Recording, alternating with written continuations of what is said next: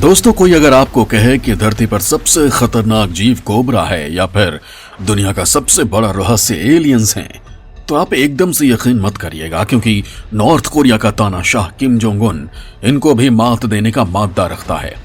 बिल्कुल ठीक सुन रहे हैं आप।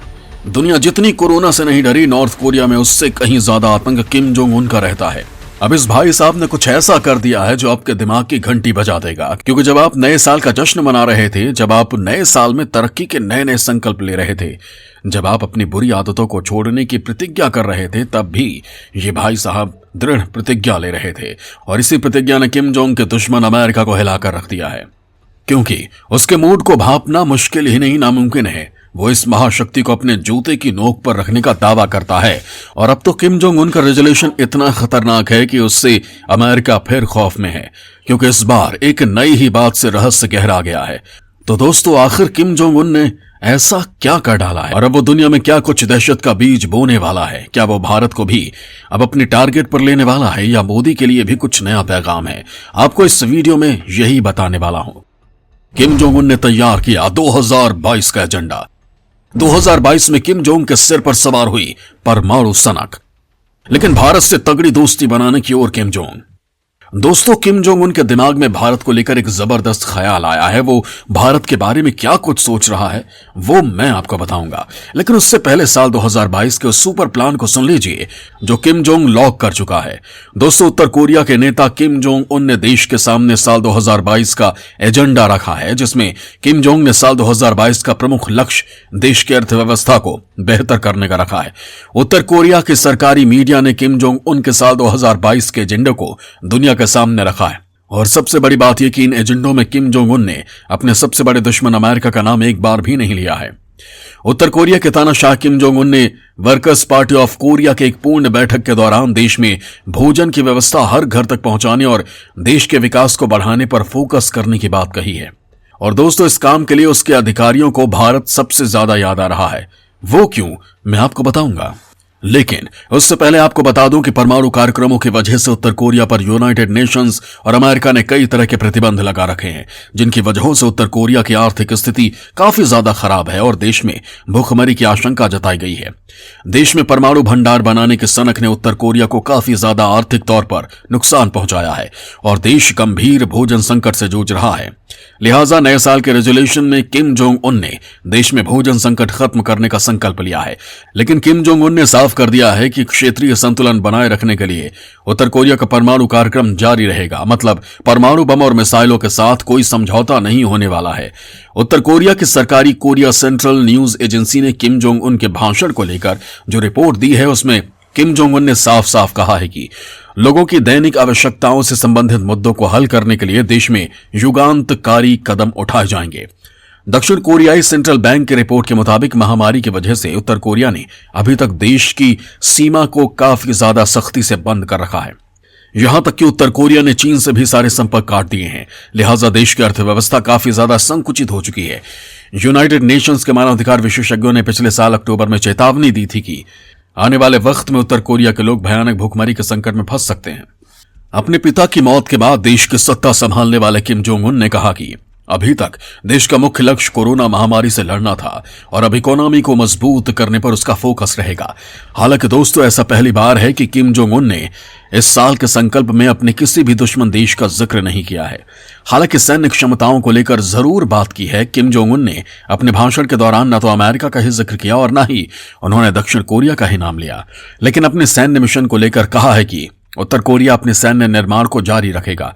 वैसे दोस्तों, उत्तर कोरिया के मीडिया ने इसको लेकर कुछ ज्यादा जानकारी नहीं दी, लेकिन उत्तर कोरिया अपने परमाणु कार्यक्रम और बैलिस्टिक मिसाइलों की क्षमता बढ़ाना जारी रखेगा। इशारों में किम जोंग ने साफ कर दिया है कि उत्तर कोरिया अंतर्राष्ट्रीय प्रतिबंधों की परवाह किए बगैर ही परमाणु और बैलिस्टिक मिसाइलों की क्षमता को बढ़ाना जारी रखेगा। और दोस्तों, इसी बात से अमेरिका खौफ में आ चुका है, क्योंकि किम जोंग ने इससे पहले ऐसा रहस्य कभी नहीं बनाया था। बड़ी बात यही कि साल 2019 में डोनाल्ड ट्रंप के साथ परमाणु वार्ता नाकामयाब होने के बाद से उत्तर कोरिया ने खुद को हर तरह की वार्ता से दूर रखा है और अब वो रणनीतिक तौर पर सीक्रेसी भी मेंटेन रखने लगा है। खैर, अब बात आती है भारत की, जिसको लेकर किम जोंग उन सबसे ज्यादा जरूरत महसूस कर रहा है। वैसे आप भी सोच रहे होंगे कि आखिर किम जोंग उन को भारत की जरूरत क्यों आन पड़ी। और क्यों वास्तव में नॉर्थ कोरिया में भारत को याद किया जाता है, तो ये बहुत ही काम की बात मैं आपको बताने वाला हूं। दोस्तों, आपने अक्सर देखा होगा कि किम जोंग उन कभी दक्षिण कोरिया पर बैलिस्टिक मिसाइल से वार करने की धमकी देता है, कभी अमेरिका को मिटा देने की हुंकार भरता है, तो कभी जापान और चीन को भी लपेट लेता है। लेकिन कभी भी आपने नहीं सुना होगा कि किम जोंग उन ने भारत के खिलाफ एक शब्द कहा हो। मोदी के लिए तो एक भी गलत शब्द नहीं कहा है, बल्कि उनका नाम आते ही वो खिल उठता है। दुनिया भी इसी बात को लेकर हैरान रहती है कि आखिर भारत को ये बिगड़ैल तानाशाह कुछ क्यों नहीं कहता है। तो दोस्तों, बात बहुत गहरी है। दरअसल नॉर्थ कोरिया दुनिया भर से प्रतिबंध झेल रहा है। कोरोना महामारी आने से कुछ वक्त पहले उत्तर कोरिया में जबरदस्त सूखा पड़ा था। तब साल 2019 में नवंबर तक भारत ने $10 लाख यानी करीब 7 करोड़ रुपए की मदद उत्तर कोरिया को दी थी। उस वक्त उत्तर कोरिया में जबरदस्त भुखमरी का आलम था। उत्तर कोरियाई लोगों को दाने दाने के लाले पड़ रहे थे, लेकिन पूरी दुनिया में अलग थलग पड़े उत्तर कोरिया को पीएम मोदी ने मदद की, जिसका एहसान किम भूला नहीं है। इतना ही नहीं, नॉर्थ कोरिया के साथ भारत के रिश्ते मजबूत करने के लिए पीएम मोदी ने हमेशा वकालत की है। मोदी की दूरदर्शिता ही थी जिसकी वजह से साल 2018 में ऐसा वक्त आया जो नॉर्थ कोरिया के पिछले 20 साल के इतिहास में कभी नहीं आया था। नॉर्थ कोरिया भारत से अच्छे संबंध कई कारणों से रखना चाहता है। तब पीएम ने तत्कालीन विदेश राज्य मंत्री वीके सिंह को नॉर्थ कोरिया के दौरे पर भेजा था। उस दौर में नॉर्थ कोरिया वैश्विक तौर पर अलग थलग पड़ा हुआ था, लेकिन भारत ने स्थिति संभाली। तब किम जोंग का देश दुनिया के तमाम प्रतिबंधों तले दबा हुआ था। अमेरिका ने वैश्विक रूप से उसका बायकॉट कर दिया था।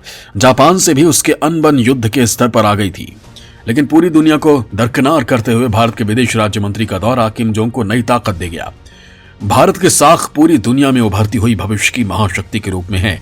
किम भी ये बात जानता है, इसीलिए वो वीके सिंह के दौरे पर जाने पर उनका जोरदार स्वागत कर चुका था। उसने भारत से दोस्ती मजबूत करने के इस मौके को हाथों हाथ लपका था। तो वहीं दोस्तों, नॉर्थ कोरिया के साथ चीन के बाद भारत दूसरा सबसे बड़ा व्यापारिक साझेदार है। भारत को किम $3.4 मिलियन का एक्सपोर्ट करता है और करीब $3.1 मिलियन का भारत इसे इंपोर्ट करता है। यानी देखा जाए तो दोनों देशों के बीच 10-10 करोड़ डॉलर का व्यापार सालाना होता है। साल 2013 में भारत ने नॉर्थ कोरिया को $60 मिलियन का निर्यात किया था। वहीं दोस्तों, शीत युद्ध के दौरान भारत तटस्थ रहा। उत्तर कोरिया के साथ अच्छे रिश्ते का ये भी कारण है। कोल्ड वॉर के बाद भी पश्चिम देशों के समेत दुनिया के कई मुल्कों ने नॉर्थ कोरिया से दूरी बनाई, जबकि भारत ने वसुदैव कुटुंबकम की नीति को अपनाया। नॉर्थ कोरिया से अपने संबंध खराब नहीं किए। भारत उन चुनिंदा मुल्कों में शुमार है जिसके रिश्ते नॉर्थ कोरिया से बेहद करीबी वाले हैं। दोनों मुल्कों के कॉमन फ्रेंड हैं, यानी रूस से भारत की भी अच्छी बनती है और उत्तर कोरिया से भी। बुरे वक्त में ही सच्चे दोस्त की पहचान होती है। जब परमाणु कार्यक्रमों के कारण नॉर्थ कोरिया का बुरा वक्त चल रहा था और वो तमाम प्रतिबंध झेल रहा था, तो भी भारत ने अपना स्टैंड कायम रखा। और दोस्तों, नॉर्थ कोरिया को इस वक्त भी अनाज की बहुत ज्यादा जरूरत है। साथ ही उसे व्यापार के लिए भी किसी अच्छे मित्र की दरकार है। लिहाजा अब किम जोंग अपनी इकोनॉमी को मजबूत करने के लिए भारत की राह देख रहा है। बड़ी बात यह है कि किम जोंग उनको रूस से भी इसी डायरेक्शन में जाने के निर्देश मिल रहे हैं। लिहाजा वो भारत की ओर उम्मीद भरी नजर से देख रहा है और हो सकता है कि नए साल में भारत और नॉर्थ कोरिया का कारोबार नई ऊंचाइयों तक जाए।